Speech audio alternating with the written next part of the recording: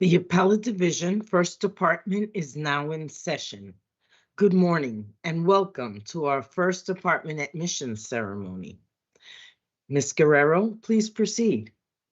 May it please the court, good morning. I, Veronica Guerrero, counsel to this court's Committee on Character and Fitness, am honored to present 44 applicants to the court for admission to the bar. Each of these applicants has met all of the requirements necessary for admission to the New York State Bar. Further, I am pleased to report that the committee has examined the records of each and every candidate here today. Further, accordingly, and on behalf of the committee, I certify that each applicant here this morning does possess the requisite character and fitness to merit admission to the bar of the state of New York. Therefore, I do hereby move for their admission. Thank you, Ms. Guerrero. I've had the opportunity to consult with my colleagues, and we are all in agreement that the motion should be granted forthwith. And Ms. Guerrero, please convey the thanks of the court to the members of your committee who provide their pro bono service in completing the admissions process and thereby permits these candidates to be presented to this court. Thank you. Deputy Clerk Margaret Soa will now administer the oath of office. Good morning, Justice Mazzola Daniels. Good morning, candidates. Candidates, please raise your right hand. I'll recite the oath in the form of a question. At the end, I'll ask you to unmute your mics and respond. Do you solemnly swear or affirm to support the Constitution of the United States and the Constitution of the State of New York, and to faithfully discharge the duties of the office of Attorney and Counselor at Law according to the best of your ability? Please unmute your mics and respond. I do.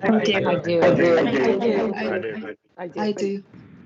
Congratulations, attorneys. You may lower your hand and please remute your microphones. Thank you so much, Ms. Soa. I'd like to ask my colleagues to please unmute your mics and join me in a round of applause for our new attorneys.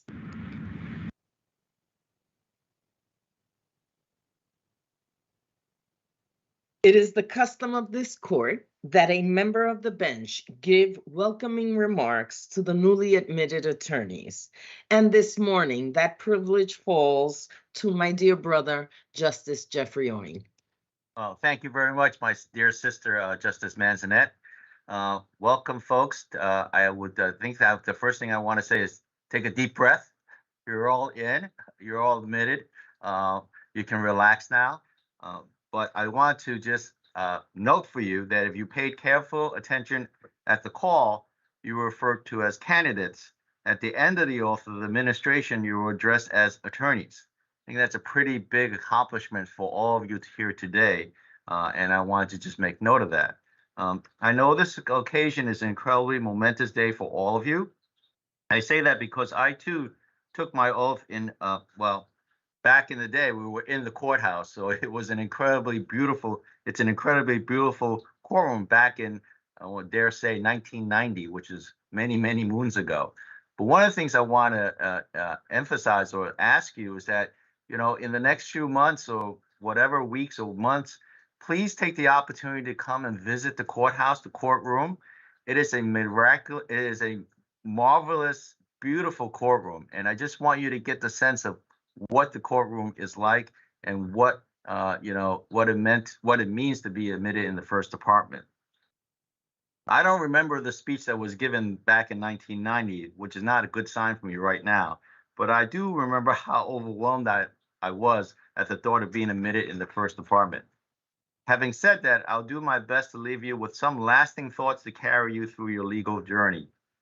On behalf of the court, I welcome you, new attorneys, to the bar of the state of New York and to the First Department. And again, I congratulate all of you and your family. Achieving admission to the bar is not a single endeavor. Everyone near and dear to you was there for you in one way or another. That said, being a lawyer is a great honor and privilege. The profession offers every lawyer the ability and opportunity to affect the lives of many.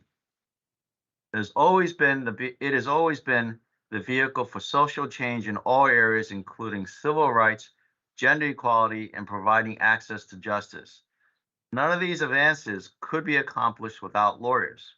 This point leads me to your obligation to do pro bono work for the good of the public.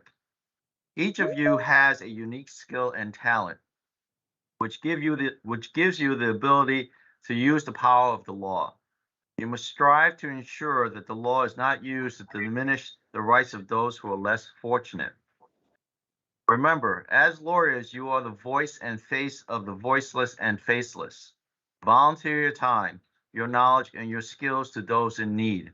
Indeed, I hope that you can tap into a cause or an issue that you hold dear to your heart and channel that feeling into pro bono work that is important and meaningful to you.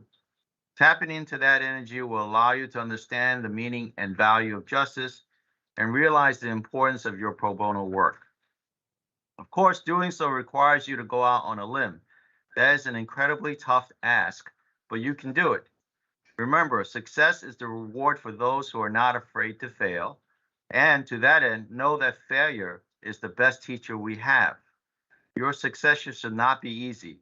If anything, you won't take your accomplishments for granted. Having said that, I think to be fair to you, I should give you a piece of advice to help you navigate that long, winding legal road. Remember, you have the talent for legal research. Your presence here today is proof of that. To hone and perfect that talent, you need to have the courage to learn. I still have it. Wherever you go, have a pad of paper and pen. Well, I guess in this day and age, it's an iPad or an iPhone, no more paper, but I'm dating myself again. I still do. Listen and listen intently. We all have the natural tendency to speak and respond. Resist that urge. You will learn a great deal. This journey that you're about to embark on is a continuing legal education unto itself. Enjoy it. This moment marks the beginning for you in your legal career, and nothing is out of your reach. Your future and accomplishments are limited only by your imagination and energy. I am confident that each of you will do your best to see that your goals are realized. Let me end by giving you some practical advice that does not require much effort or thought. Be hip. That's again dating myself because I don't think anybody uses the word hip anymore. That stands for humble, inquisitive, and passionate. I've already talked about the inquisitive and passionate part earlier on in this speech. There's no test, trust me, your test days are over, relax. As lawyers, you're a part of a privileged select group of individuals. This goes to the humble part. Don't let anyone tell you otherwise. Don't let that notion, however, get the best of you. Be true to yourself and your principles. Stay grounded. Wherever you are in life, take the time to say hello to people. A little more difficult now because of remote work, but get out there and get some fresh air. Put down your mobile devices, please. Learn other people's names, smile, call them by their names. If nothing else, you will be known as that wonderful person who just happens to be a lawyer. So good luck today. Go celebrate the momentous and happy day, and congratulations again. Thank you so much, Justice Ewing. And this admission ceremony is now concluded. This honorable court is now adjourned. I bid you a wonderful, wonderful day.